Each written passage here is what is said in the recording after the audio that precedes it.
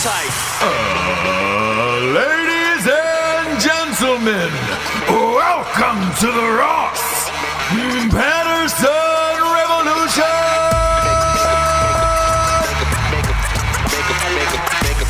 Brought to you by BlackRifleCoffee.com. Welcome to Ross Patterson Revolution. We have an awesome show today. We have one of my favorite people on this planet. He is a military badass. He was a UFC badass, and now he's got two shows. He's got one on Discovery Channel called Make Yourself Hard to Kill, I believe. It starts in about a month and a half. And then he's also got Hunting Hitler, which has been on for 3 or 4 seasons. And he's got a DVD out on his company. It's sheepdogresponse.com, which is trying to help people. It's a series of DVDs trying to help people in school shootings or work shootings or just making yourself harder to kill.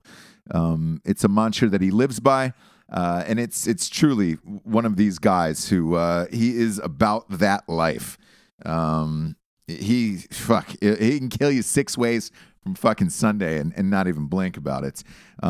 He's going to be on the show right after the sponsors. Awesome dude. I got the pleasure to hang out with him pretty intensely on Range 15, the movie, and I really enjoyed it. So stoked that he sat down for a one-on-one interview today. But we got some sponsors who pay for the show to be on the air. First and foremost, you hear them at the top of the show every week. We're talking about BlackRifleCoffee.com. BlackRifleCoffee.com is a premium roast-to-order coffee, which means they make it right in-house. They bag it up fresh 2 days later and ship it out to you. They got a bunch of different amazing blends. My 2 favorite are the Caffeinated as Fuck and the Just Black. They've got a subscription of the month club, a coffee club. That's they ship the coffee to your house on the same date of every single month, and you don't even have to fucking go out and get it. It's about $4 cheaper than Costco. Go to blackriflecoffee.com. Type in the promo code REVOLUTION for 20% off. It is a one-time use on blackriflecoffee.com. Their apparel is some of the finest on the planet as well. You always see me wearing their hoodies and hats and all of my shit on at STJames on Instagram. Next up, we've got straightrazors.com. Straightrazors.com has been some OG homies. Luke Webster and the boys making the finest shaving products in the land. They've got straight razors. They've got aftershave, cologne. They've got fucking shampoo and conditioner now, some beard oils, mustache waxes, all of it. Their kits are top notch, by the way. If you're looking to get a gift for that bro in your life, feel free to get him a straight razor from straightrazors.com. Get him a kit. It's like an old school tombstone kit. It's fucking amazing. Use the promo code REVOLUTION for 20% off at straightrazors.com. Just try the aftershave. Support the show. Just go out and buy 1 bottle of aftershave. It's called Smolder. It is my jam. I use it every single day. And I'll tell you what, it's so good that if I'm lying to you, I'll let you punch me in the dick when you see me. Go to straightrazors.com, type in the promo code REVOLUTION for 20% off. Next up, we've got strikeforceenergy.com. Strikeforce Energy, they can just fucking kick the can altogether, can't they? Because you don't need it anymore. It's a tasty, tiny little tin pouch full of energy. You rip it open and squeeze it into any liquid available, and they've got 4 amazing flavors. They've got orange, lemon, Make America Grape Again, and original. They also have a subscription of the month club, and their boxes are only like $9.95 for 10 of them. With the promo code REVOLUTION on strikeforceenergy.com, you get 20% off, so it's like $8. Might as well just buy a box, try it. It's like you're fucking stealing it from them. They ship everywhere in the entire world, and they've got a 750 milliliter bottle that sits on your bar top or countertop, and you can just boom, pop a couple squirts in and motherfucking go. Go to strikeforceenergy.com, type in the promo code REVOLUTION for 20% off. Last but not least, we've got the Caillou app. It's Kayu. It was started by 2 former, actually, they might still be Green Berets, out of Fort Bragg. And it's an app that combines travel, lodging, partying, you name it. Tinder, fucking all of it, dude, in one place. If you're going on vacation, let's say it's a little more expensive than you thought. You can share the trip with somebody, split the cost. If you're traveling somewhere, want to split some hotels or Airbnbs, or just you want to meet somebody and go fucking hiking or curling on the weekends. You can see what they look like, see how they're rated, and see how much fun they've had with one another. They also, the Caillou app folks have a fucking music fest going down on Charleston, in Charleston, South Carolina on St. Patrick's Day. And you get to go in all the bars afterwards and drink for free if you have the Caillou app downloaded on March 10th. It's free, no strings attached. That's Kayu, and it drops on March 10th. Without further ado, let's get to the one and only Tim Kennedy, ladies and gentlemen.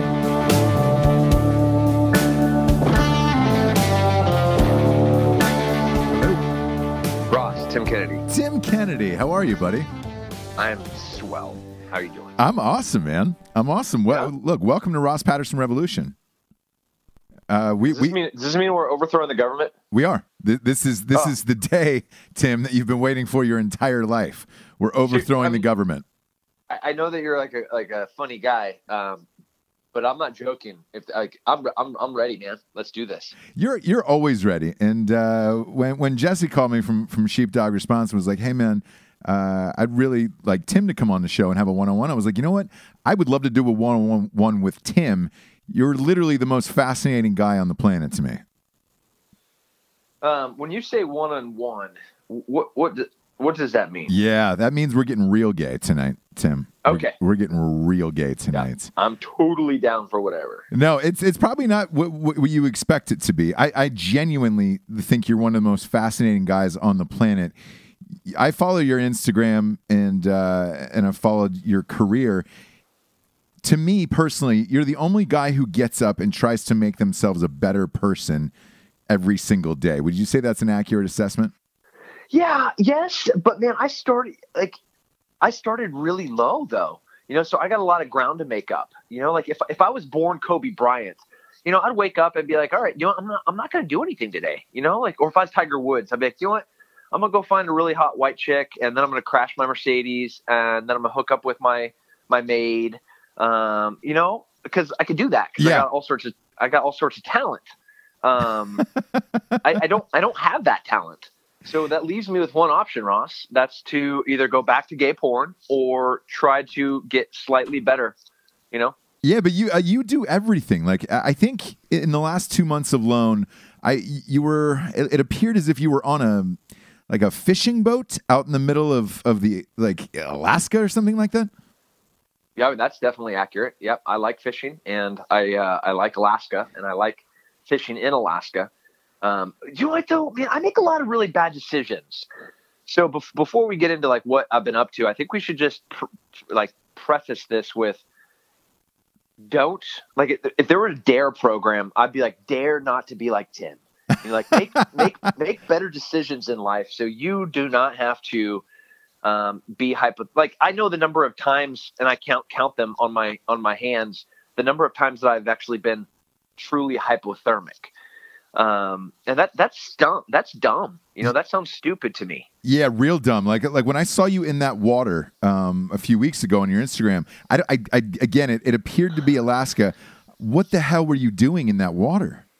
Well, I was freezing to death, Ross. What was happening was my body was slowly dying. I was looking at death, and she had this warm embrace, and she was wearing this corset that was made of satin, and it looked very inviting. I was like, "Oh, hello, death! I want to cuddle with you because you look way better than what I'm doing right now." So not to over dramatize it.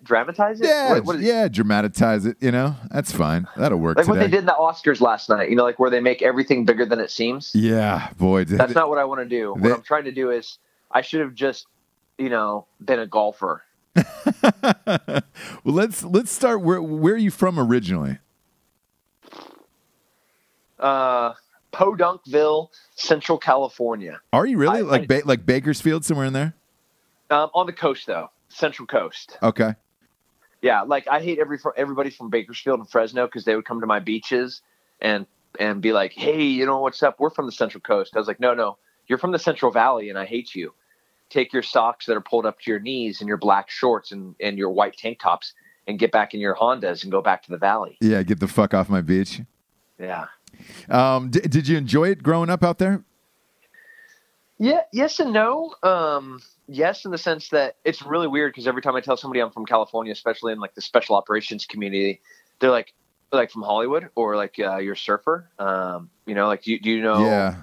You know, it's like no, man. I spoke Spanish and I got in fist fights with Mexican kids that were like trying to mess up the barbed wire that my dad made me fix. You know. Yeah, that type of kid. Did you always want to be in the military?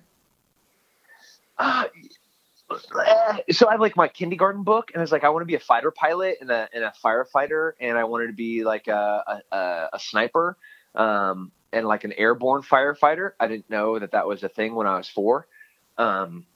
So like I think I always wanted that to go that way, but then as I started growing, I wanted to go into the FBI.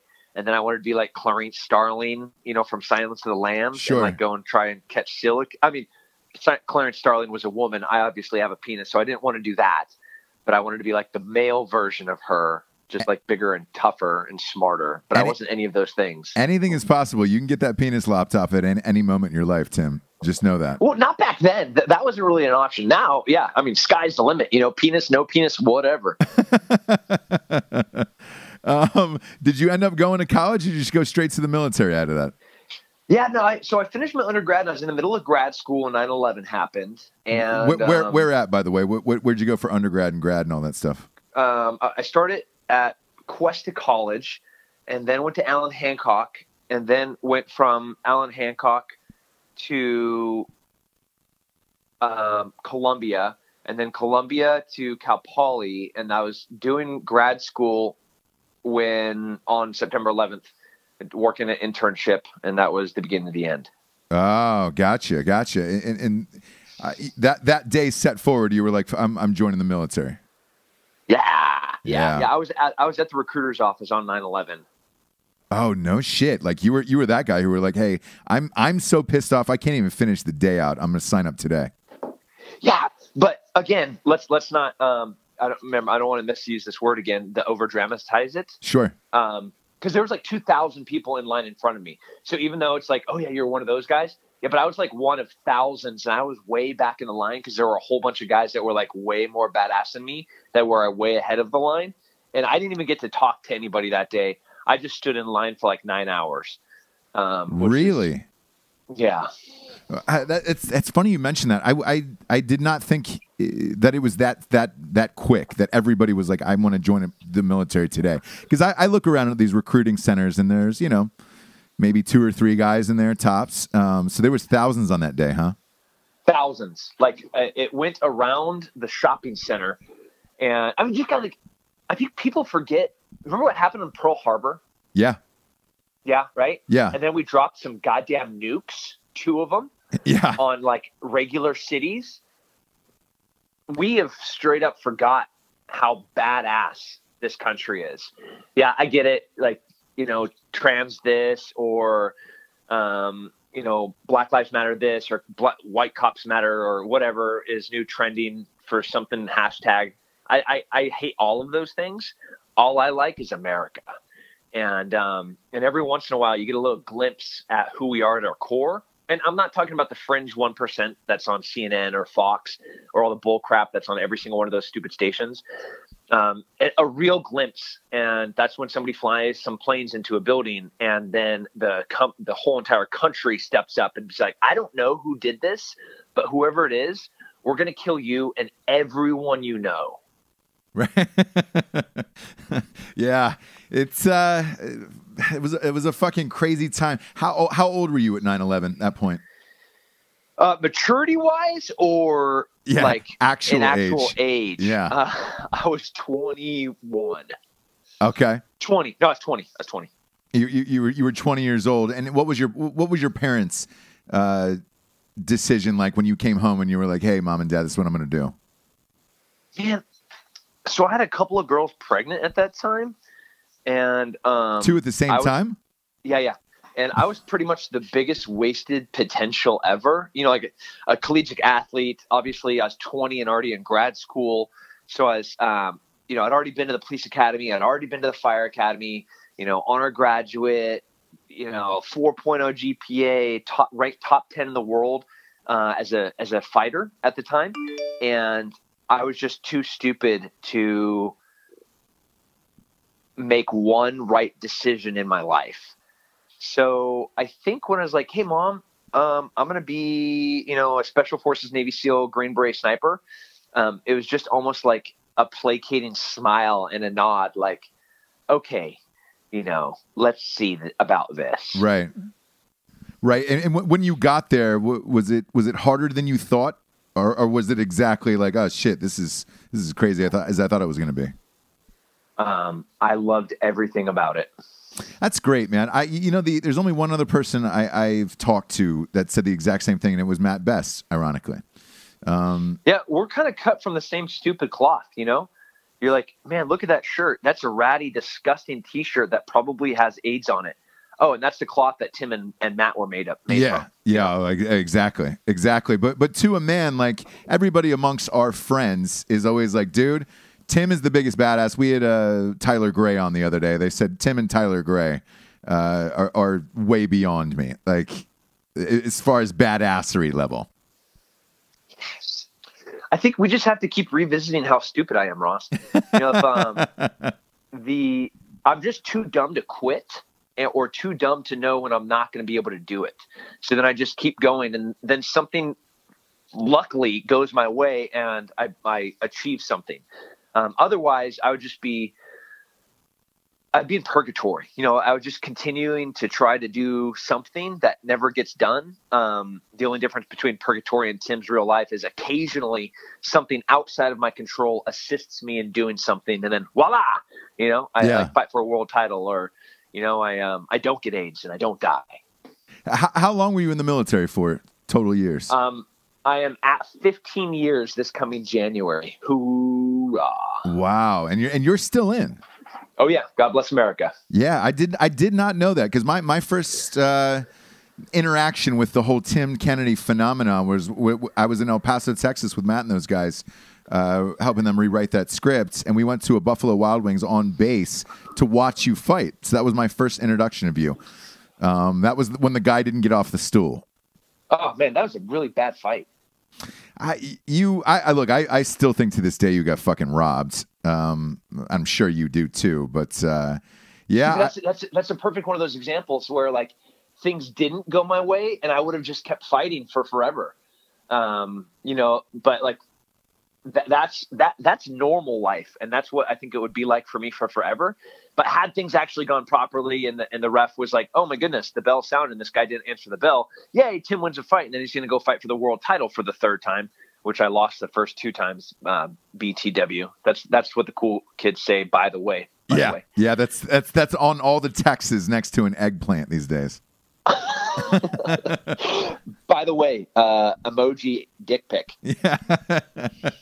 So weird. What world are we living in these days? I can't even fathom how jacked up we are. It just keeps getting more and more fucked after that. Hey, you know Nick Palmisano? I do. I've heard of him. Yeah. He was tweeting about the Oscars last night, which I just want you to take a guess whether I like them or I don't like the Oscars. Oh boy, gonna go with a hard no on the Oscars. Yeah. Hey, you guessed correctly, my friend. That was a good guess. So I unfollowed him last night because he was tweeting about the Oscars. Yeah, you know, it's one of those things, like, even though I'm a big movie guy, I fucking hate the Oscars. There is nothing more fucking self-assuring than giving yourself your own award. And, you know, I watch it, but I don't want to tweet about it or anything else. And it was on in the background. And, you know, everybody has an agenda, and they think that their platform is more important than everybody else's. Where in my eyes, like, what the fuck is a celebrity going to tell me that's going to change my life to my political thinking, or, you know, the rest of the beliefs that I carry throughout my day? Yeah. It's just not going to happen. That chick that's in Red Sparrow? She was in Jennifer Lawrence. Yeah, Jennifer Lawrence. So like she dropped out of high school, right? And to become an actress, Yep. where she met Harvey Weinstein when she was like 16 or something. So then she magically got a whole bunch of amazing roles after that. And now she's like, I'm going to stop acting so I can fix our democracy. And I'm like, well, man, first of all, I love where your heart's at. But second, you're a high school dropout. Like you can't even read the Constitution, but like your own self-ejaculated perspective of who you are and like your self-assigned importance to our world and how much you think you are valued, and people care about what you say, you're going to go and fix the democracy. How about this, Jennifer? How about you go back and finish high school, Yeah. and then go get a law degree, if you can get into college with, what is it when you actually go back? Oh, the GED. Yeah. That's it. That's the one, Ross. Oh, the good old fashioned GED. Yeah, it's because you have a lot of that going on these days with the Jennifer Lawrence thing. LeBron James is another one who barely finished high school, and now wants to speak on politics. Man, it's a weird fucking world that just keeps getting stranger every single day with these people. Yeah, I know. Sometimes I get so mad at it. I'm like, God, I just want to go like kill them all. And then other times I'm like, hey, I kind of like strange. Like it's like watching a train crash. It's like I just want to see the wrecks. Yeah, every day I wake up and I look at the news or Twitter or whatever it is, it truly is just a goddamn bowl full of magic every morning. It used to be like you'd wake up and you'd be like, nothing really happened today. It's going to be 78 degrees and that's about it. Not in today's world. No, things are different. Not in today's world. Are you working on Hunting Hitler right now? No, so we wrapped that, and the last episode aired last week, and I'm filming my own show for Discovery called Hard to Kill. And this is we've circled back to the beginning of our conversation where I don't want anybody to make decisions that I've made where they have a show called Hard to Kill, because that pretty much just like right now I'm looking at the stitches in my right leg and this really gross, nasty infection in my other leg from where a shattered window of a boat that was set on fire and then sunk with me trapped inside of it. And I took a hatchet and I smashed a window so I could swim out before I drowned to death. Oh man. And the window cut my leg open, but the water was super disgusting and had like a whole bunch of fecal bacteria in it. And I think I have the plague. Is the plague still a thing? It is. Okay, it is still a thing. Yeah. What part of the world are you in that you were doing this? Parts that have poop in their water, obviously. Yeah, well, of course, of course. Which is so I was in Miami. Yeah, close enough. Close enough. Yeah, to a third world country. No, I was a super weird day. So I was in Fort Lauderdale, out on the water doing this stupid stuff. And we go inside, or we go back in to like give myself some stitches and try to clean some of the wounds from my body. And all the guys that were with me, we had some firefighters and some EMTs and some deputies from the sheriff's department and some port authority people, because obviously we're setting a boat on fire and then sinking it with a human inside of it. So they wanted to make sure that if I died, all the right people would then be charged. You're doing what Chris Angel used to fake, is what it sounds like. Yeah, so like the only thing, we only got 2 prerogatives from Discovery Channel. One is that we can't fake anything. So like if we ever do a stunt, they're going to cancel the show. And the second part is that we have to have a insurance representative physically present, because it's the most expensive insurance show that Discovery Channel has ever done. Oh, I can only imagine. I mean, look, on this last movie we did, we had a guy on stage getting a tattoo. Sounds pretty simple. They would not insure the movie. I can't imagine your insurance on that TV show for the shit you're doing. They're like, let's take Tim, set a plane on fire, and then drop it from another plane into the desert. And maybe he lives.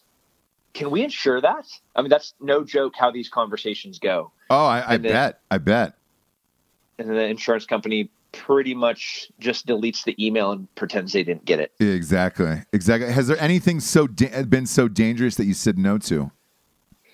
No. I have had some days where like it took me, 6 to 8 hours to get the nerve to do it. What's the psych up process like for you? I pretty much just there's not like a psych up process. It's more of like a dumb down. Okay. So you're not thinking about it so much? I'm just trying not to think. I mean, really, when I say dumb down, I'm like trying to push my IQ back down to like, because I hover around maybe 91 or 92, and I try to get it down to like the 76, 77 range. Yeah. That Scientology range is what that's where they want. Exactly. Oh, so an alien's going to come and save my soul. Got it. Yeah. That exact range. Yeah. We're in Los Angeles now. So if you want some of the L. Ron Hubbard books, I can grab you a stack full. I would love it. Yeah. So that day in the boat got super weird because that was the same day of the shooting in Parkland. In Parkland. Yeah. And we were a couple of hours or a couple of miles away. Oh, so fuck. All of the guys that were with us, like they were extra bodies, so we just pretty much stopped filming that day, and we're like, not that we had any say in it, but those guys hopped in their cars and went. Wow. Yeah, super weird day, man. Man, that's... And then I just stitched my own leg up because they all ditched me to save a bunch of kids that got shot. So I think that's probably more important than my nasty leg. Yeah, probably the smart move. I'm sure your wife is going to be psyched about that leg. She hasn't talked to me really since I got back. Not at all, right? No. I see. Oh yeah, she just walked. I can see her. I'm in my office right now, and I could see her walk through the house, but she didn't even look this direction. No need. You're on your own now. You've pretty much made up your own life and how you're going to live it. And if she wants to be a part of it, congratulations at this point. Let me ask you about this show. Did you go in and pitch them? Or do they come in and pitch you? Because this hard to kill mentality is something you've been preaching for a long time. So was it your concept or theirs? It was so it was like a collaborative thing between me and the production company. I had done some things with them, and what we talked about was, okay, what's the dumbest stuff that we can do and get away with? Yeah. Gotcha. How many episodes was that? 8. Oh shit. Yeah. Something that dangerous. You couldn't go a full 22 and do that every single week, could you? No, but they're hour-long episodes. And Discovery, they do 6 or 8 episode seasons. So we're right in that sweet spot for them. Yeah. Yeah. And I noticed that seems to be a trend on like History and Discovery Channel, where they're using a lot of military vets. Have you found that to be the case? Yeah, for sure. It's awesome. Well, it's kind of awesome. The awesome part is you're getting to see real guys do real jobs, and not that Johnny Knoxville isn't a real person, but he's a real stuntman doing stunts. What you're seeing now is guys that are highly trained doing real things. And I think the consumer has gotten smart.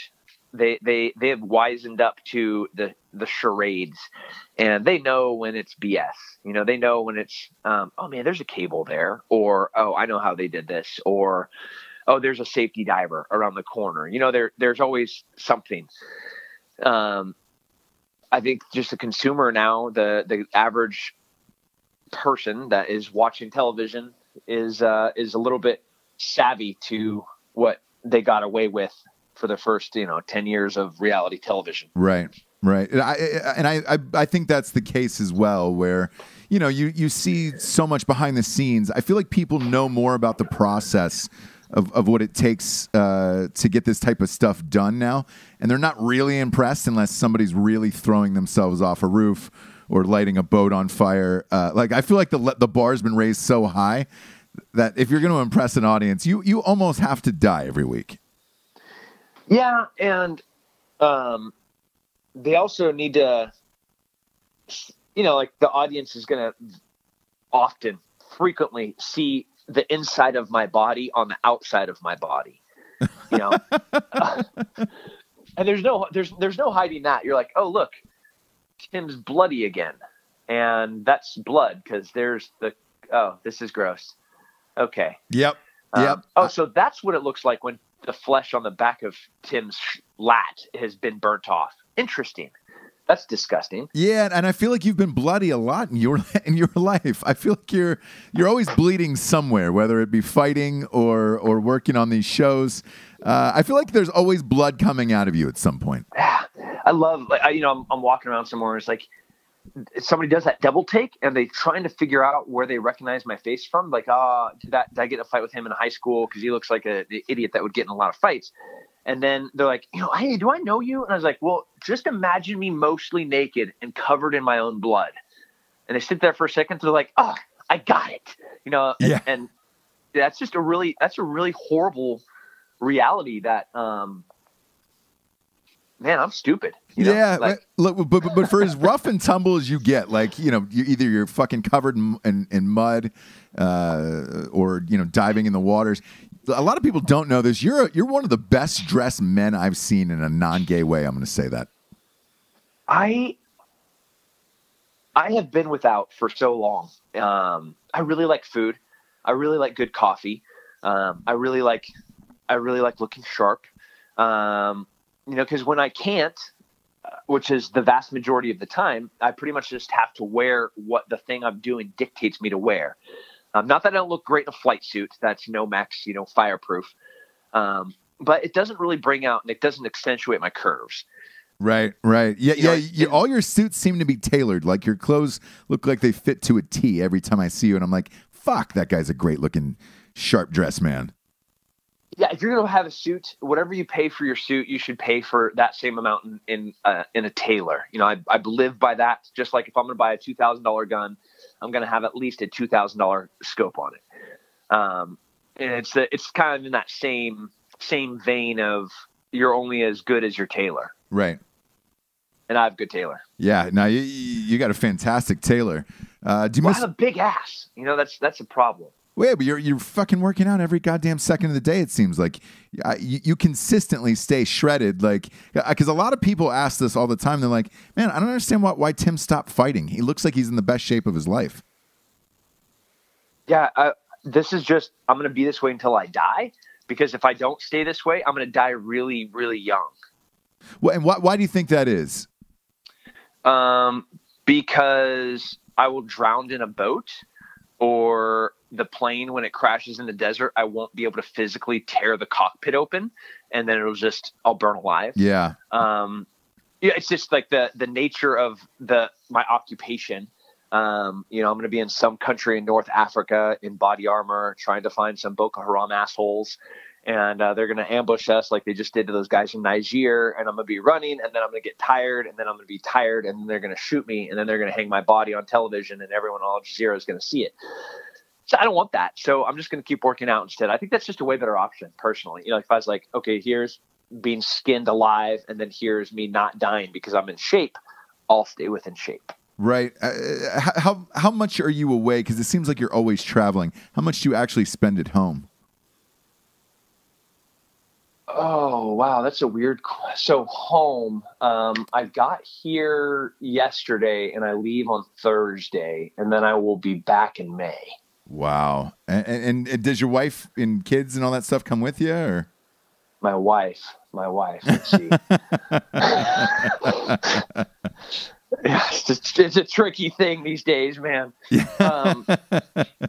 If I'm going someplace that it would be safe for them to be at, then they come. Okay. That makes sense. Yeah, like I'm in LA for 2 weeks. On this one, I took the wife and kid with me. But yeah, I mean, LA is real borderline. That would be like a gray area for me. Gotcha. I'm kidding. That's kind of Yeah. of a dig at LA. Yeah, it was. Look, I'm not a fan of LA either. Every time I'm here, I count down the days. It's almost like a prison sentence where you're counting off the days to get out. It is. I've never been a big LA guy. You know, it's what I did for a living, and I treated it like that. But the city itself, I was just like, get me out of here. Never a big fan. Love Texas. Big fan of Austin. That's where you're at, right?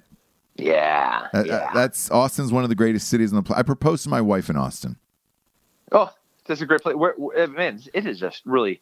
It's a romantic, classic, original American city. You know, it has like everything about America in it. I love it. The food is great. Going to see concerts at Stubbs was one of my favorites. I was fortunate enough to shoot a couple movies there, and then I proposed to my wife underneath that bridge where all the bats come out at night.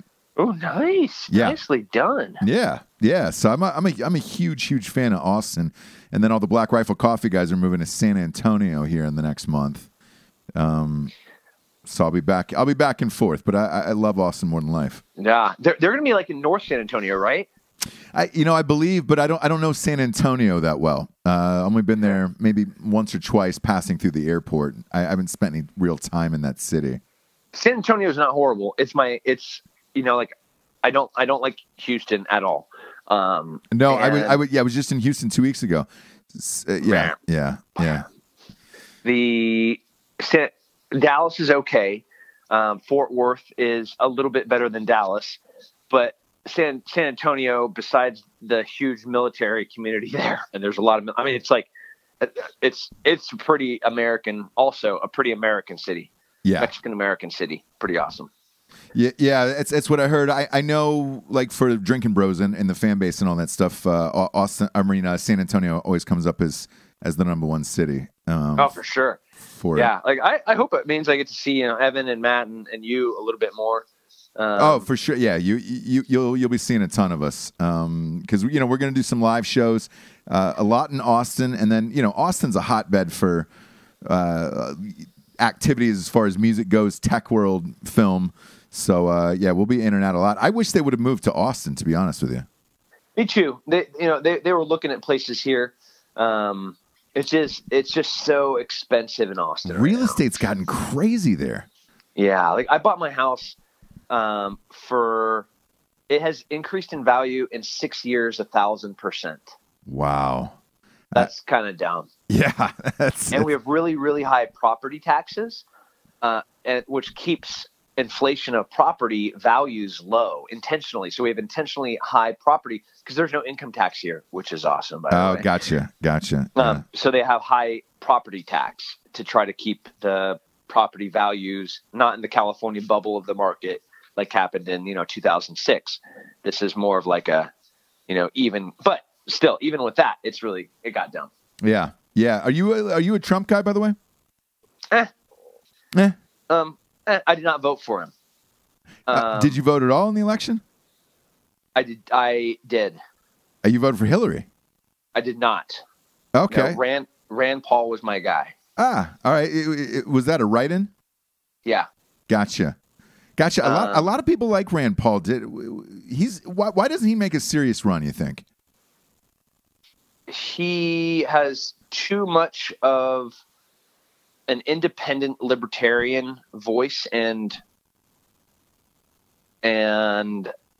is more of a third party than he is a true red Republican. Gotcha. Yeah, I don't know. Look, I don't know if you know him, but I saw him, his neighbor kicked the shit out of him when he was mowing his yard a few months ago. Yeah. Did you see that? Yeah, I did. Yeah. There's still no answer to that either, which is strange to me. No, it's weird. In the past year and 4 months, I have been flabbergasted by some of the things that Trump has gotten through. By flabbergasted, I mean thrilled. I am pleasantly surprised at all of the things that he has done.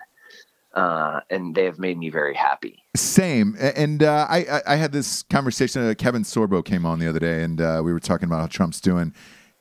Besides tweeting, because I don't like any president who spends time on fucking Twitter. But besides, is that really him?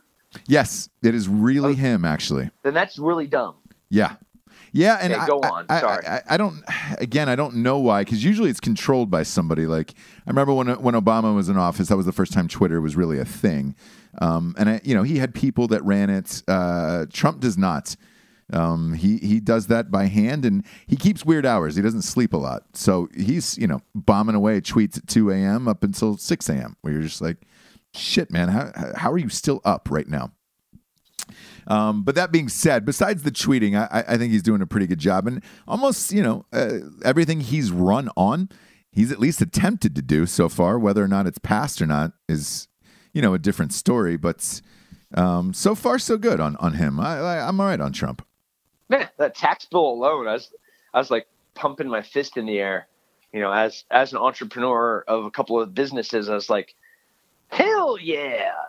You kidding me? Yeah. Let me ask you, do you enjoy that? Do you enjoy being an entrepreneur and starting businesses, or would you rather continue to do TV? Well, TV is helping the entrepreneurial, endeavors to a degree. But man.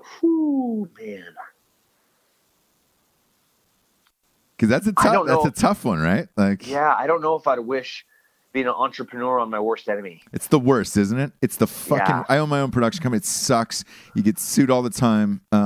You get final control, and you know what you do for a living, and it's that old adage of it's better to work for yourself than somebody else. But it is really hard, isn't it?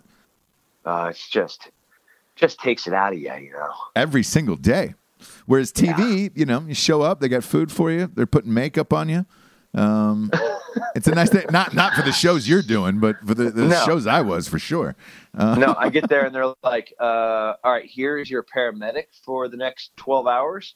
Your new paramedic shows up. They have like shifts of paramedics. Yeah. I can only imagine. Stupid. In this life, what's the end game? What's the end game for Tim Kennedy? What's your dream? Affect change. I want to inspire. Well, you do a lot of things that no one really knows that you do. Like I was at the Super Bowl last year, and they were like, "Oh, Tim's there." I was like, "Shit, well, I'll try to call him, see if he wants to have lunch or whatever." And like, Tim's working, and I was like, "Oh, what the fuck's he working on?" And they told me, and I was like, I had no idea you did that job. You do a lot of great work behind the scenes that not a lot of necessarily people know that you're doing. Well, I hope so. I guess if people knew about it, then I probably wouldn't be able to do it. Yeah. That guy that like makes a donation to a nonprofit, and then he goes on Twitter and he's like, "Man, I didn't mean to be overly generous, but I just donated to a children's hospital in Minnesota." That's like my least favorite person on the planet.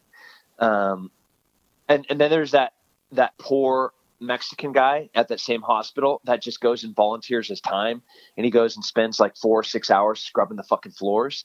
I really, really like that guy. But I think that if that really rich dude took the heart of that hardworking Mexican guy that doesn't even have any money, that's volunteering his time to make a difference, and like you switch those roles, like imagine the change that could occur. So I want the heart of the hardworking Mexicans. That's what I want. That's the goal. That's the goal. That's the end goal. We all want the heart of a hardworking Mexican, don't we? Yep. Yeah. No, but I think the acts that you do and the things that you do behind the scenes that no one knows about, like it's got to be just for you, because no one's ever going to know that you do these things. Well, I got to, because so many of the things I do feel like they're so just for me. And I think I'd go crazy. Like if it's, what it's like to be in the spotlight and have people come up and want pictures with you, and to be in one of your movies, and to, and it's a contagious disease that sucks people's souls away and it transforms them into, they might have been a selfless, self-sacrificing, incredible human. And then just in this short period of time, they're Jennifer Lawrence. Right. And like, I'm so scared of that. So I like intentionally staple myself, sometimes literally, not even figuratively, but actually physically staple myself to things that force meekness, like force humility, force me to be nothing, force me to get no recognition, force me to slave for 18 hours, 20 hours, 30 hours for no purpose besides trying to make somebody else's life and not my own just a little bit better. So that when I go back, I remember why and like why it's important. So then I can have, like as my reach on different social media platforms, on different television shows, on different movies, as that continues to grow, I'll still have a soul, I won't be a piece of shit. Yeah. And because a lot of the guys like who told me, they were like, hey man, Tim Kennedy's like one of the greatest human beings there is on the planet. And once I found out about all the stuff you did, I was like, Jesus Christ, that guy's just better than me. He's just better than me at life. Do you miss UFC at all, by the way? No, that was a really great example of really doing it just for me. Like, God, I want to be world champion. Do you know how cool that would sound to be like Tim Kennedy, champion of the world? Yeah. Like, God, that sounds cool. Yeah. What difference does that make besides to my ego? Does that change anything? I look at every single champion right now, and the champions from the Ronda Rouseys to the John Joneses, and I say, did they make anybody else's lives better? Yeah. You never know. You look at it, and I try not to judge people because I don't know what they do behind the scenes. But you're right. It's like, how much does that championship mean? I mean, Ronda Rousey's now in the WWE, for Christ's sakes. Yeah. So, was that ever a thought, by the way? No. Because you have the personality for it. That's like a slant and a compliment at the same time. So I'm gonna say, you're good though. You're thank you, and I'm gonna stab you next time. You're good. You're great with the crowd. So like people would love you because I mean, who's the guy now? The Miz. He was on The Real World. You got Ronda Rousey in there. Like Tim Kennedy in there would be fucking awesome. I think it would just be another way for me to get hurt. In the ring for WWE. Some of those guys do some pretty remarkable acrobatics, and they're really talented athletes. Some of them are just like, they just play the crowds. I, on the other hand, am not an incredible athlete. Remember, I don't have any talent. I have a lot of hair on the back of my hands. I'm like 2 generations removed from a tree. Like, people follow their what is like the tree.com where you like go and get your genetics. Oh, Ancestry? Like, Ancestry.com? Yeah. And like, oh man, I'm an Eastern European fellow sophisticate. My grandpa was a cosmopolitan, and my great grandpa, he was a conqueror of Norway, and they're like, and Tim, his line stops 3 generations ago in a tree in Africa. and it was such a retarded monkey. He just ate rotten bananas. That's all he ate, was the really rotten ones. The ones that all the other guys wouldn't eat.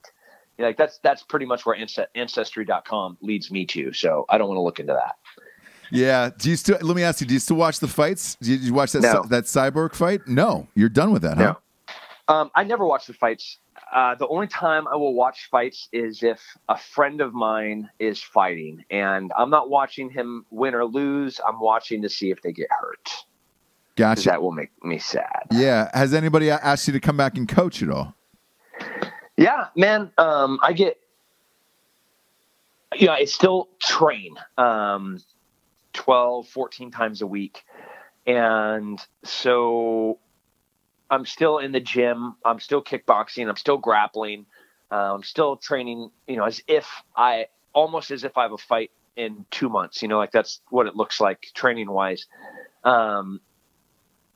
And I've had calls in just the past couple of weeks saying, "Hey, we have a title fight that's coming up, and we'd love if you could come in and step in for the guy that just got hurt."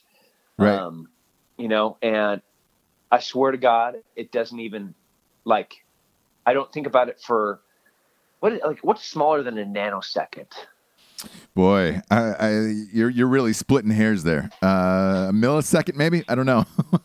Yeah, just something that we don't even have a word for, an amount of time. That's how long I don't think about it for. When I'm just like, hell no, nope, no, and nope. Yeah, look, the last time I saw you in person, we were at the McGregor fights because you were supposed to be on that undercard. That would have been a great fight. Yeah. Do you think McGregor will fight again? He likes money. A lot, but is UFC willing to pay him that money is the question. Well, is the UFC willing to? I think they can make so much money off of him. They're just so used to making. So, like, if I fought, let's say my fight was going to garner them $25 million, they are used to paying between the venue and taxes and licensing and insurance and maybe $2 or $3 million, and then they pay me a couple $100,000, and then they pocket 22 and a half. Right. That's normal to them. What boxing 50-50 is normal to them. Where if you were gonna have a $20 million fight, $10 million would go to the athlete, $10 million would go to the promotion, and unless it's like a big marquee fight. And then it even sways more so towards the athlete where we're talking like 60-40. Well, I think it's just the UFC is just going to have to realize that if they want to they can either have a little of a lot or all of nothing, and with Conor, that's exactly what it's going to be. They're going to have just a couple of options. Yeah, because I think he wants a lot more than what he was getting. So, I miss him. I enjoy his whole shit. So I hope he comes back. I heard that Floyd Mayweather bout got scrapped at the last minute. So I wonder what he's going to do. But he's an entertaining guy to watch. Cyborg to me, she just won again for, I don't know, whatever, the 20th time in a row. To me, that chick's done so much steroids, it doesn't even seem like she's fighting women anymore. Yeah, no. I think some Khabib is he's 25-0, and he's going to finally get to fight for the title. He's one of the few purists where you look at him and you're like, yeah, that guy's never done steroids, but God damn, he could fight like 17 grizzly bears and win. Yeah. And it's just been a while. It's been a while since we've seen somebody like that. And because everybody, especially for my generation, all of the guys that fought and won world titles, unlike me, where I fought and lost world titles, it's so clear the ones that were using steroids because now they look like Vitor Belfort. They were like this beautiful, fantastic plum, and now they're just like this disgusting shriveled prune. And yeah, it's weird. It's weird, isn't it? How fast it turns like that. Yeah, it's a violent, unforgiving sport. It is. How did Stallone do it? I saw Stallone with a shirt on the other day, and I was like, hey, what the fuck is that guy taking? That he's still shredded like that. HGH. Yeah, that's what he's taking. It's got to be, right? Yeah, not gotta be. That's what it is. And it's not magic, it's science. Yeah, because he's in his 70s and still shredded. I'm like, come on, bro. Yeah, it's like Dumbledore's like, here you go. And it's straight up science. You'll be that guy, by the way. You'll be the guy in his 80s who's still shredded, like swimming across the English Channel. Yeah, but I won't be shredded like Stallone, which is clearly, I want to be. You're going to look at me and you're going to see scars, and you're going to see me walk with a little hitch in my giddy up, almost like I got a flat tire. And you're going to be like, do you know what? That old man, I don't want to fuck with. Yeah. I'm going to go pick on this other old man. For sure. That has a top knot. That's going to, I think you'll still have a 6-pack into your 70s. That's my guess on you. God, that's the nicest thing you've ever said to me. I really just, I think it's true. Thanks. I hope so. I think it's true. What's before I let you get out of here? What's the most dangerous thing that you haven't done yet that you want to do? Oh, for the love of God, jumping. You ever done like that squirrel suit shit? Yeah. That's exactly what I'm talking about. Yeah. I have some friends that do it, and I was trying to talk them into, because I do free fall stuff, military and recreational, skydive licensed guy. But so I was trying to talk Andy into teaching me some basics about base jumping and wingsuiting. And the same amount of time it took for me to tell the promotion, no, I'm not going to fight, was the same amount of time he told me to go fuck myself. Like there was not a chance in hell that he was going to have anything to do with, and he's like one of the best he has a bunch of world records for wingsuiting and base jumping. And he's like, no, not going to do it.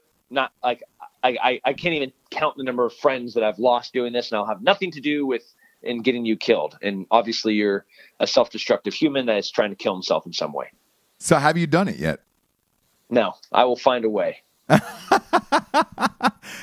That's the only thing that's the one thing that I will say, you should probably reconsider. Yeah. You should probably like anybody in this world. We had a guy who was a mutual friend with me and all the guys from Article 15. And, he was doing that every day. And he showed me some gnarly videos of people getting decapitated and all that shit. And I asked him, I said, look, he's done over 300 base jumps, he said. And I said, like, why do you keep doing it? Aren't you worried that you're going to get hurt? And he's like, never. I've done it so many times. Like, I know what I'm doing, blah, blah, blah, blah, blah. He was in an Italian hospital for about the last 8 months and is no longer base jumping anymore. Yeah. So wow. I'm gonna put that bee in your bonnet because we want you around, Tim. All right. We want you around. Why don't you tell everybody not only where they can find you on social media, but what you got coming out and down the pipe? Well, I'm Tim Kennedy, MMA on everything, Twitter, Instagram, Facebook.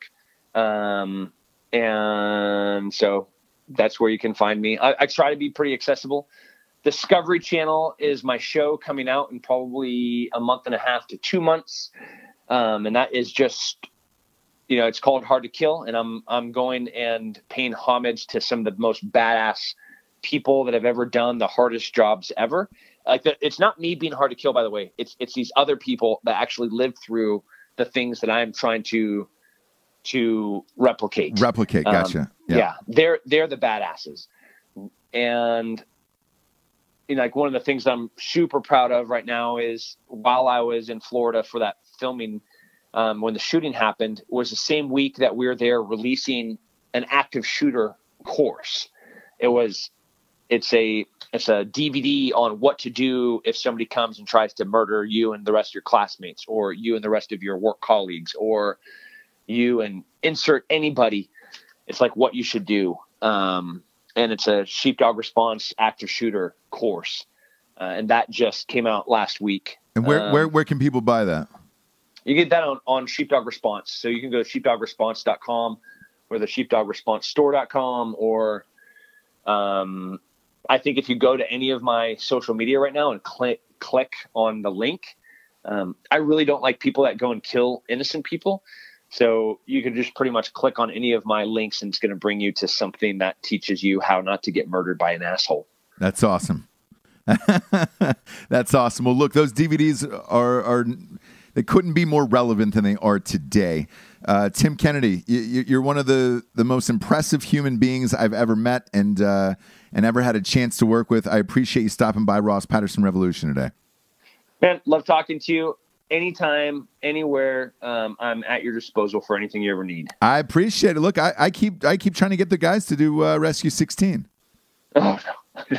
now that might be a bridge too far. Let me take back what I just said. I know, right? Everybody asking, like, I know you get, because we get tagged on the same thing on Twitter all the time, but everybody loves Range 15. Yeah, it was a great movie. The documentary is amazing. You did some incredible work there, my friend. We had fun. A lot of people, if they see the documentary and making it, you filled in as our stunt coordinator, and you were a natural. And I remember turning to somebody and I was like, Jesus Christ, is there anything this fucking guy can't do? And the resounding answer was no. Again, Tim Kennedy, you're one of a kind. I appreciate you coming on today, buddy. Thanks, Ross, man. Love everything you do. Keep it up. All right. Bye-bye, buddy. Bye. That was Tim Kennedy, ladies and gentlemen. Tim Kennedy. Fuck, man. I literally can't say enough amazing things about that person as a human being. He is truly somebody who tries to better himself every single day on this earth. A lot of people get up and write fucking hashtags on Instagram, or, you know, getting coffee at noon saying hashtag rise and grind or hashtag hustling. This guy's up at 5 a.m. doing the most dangerous shit in the world every day, just trying to make himself a better person. He also does a lot of work behind the scenes that no one has any idea about, and it's some of the craziest, most rewarding, holy shit things that you could ever dream of. Not allowed to talk about them, but truly just a fascinating individual across the board. And if you want to see him in a day-to-day, what his lifestyle is like, follow on Instagram. Because, I mean, literally, one day the guy's jumping out of a plane. The next day the guy's fucking, hunting for salmon up in Alaska. It's crazy, the things that he gets to do around the world. Tim Kennedy. Always a pleasure to have him on the show. I appreciate everybody tuning in to Ross Patterson Revolution. If you have anything cool you want to send us, we have a P.O. Box, 3793, Wilmington, North Carolina, 28406. Send in whatever you want. I've had beers from all over the country. We've had some crazy, crazy shit. Bobby Gerhardt sent me a Philadelphia Eagles. He's like a blacksmith, and he made this bottle opener. It's a bottle opener out of Nick Foles' dick. Big Dick Nick, the Super Bowl game-winning QB. Send it to me. So, yeah, send all your weird shit there. We always enjoy it. We always talk about it on the show. Thanks for listening, kids. Ross Patterson Revolution is every Monday, Wednesday, and Friday, and all the videos can be found on YouTube and iTunes. iTunes has split feeds now for audio and for video. And you can go and watch it. You can go and listen to it. Good night, everyone.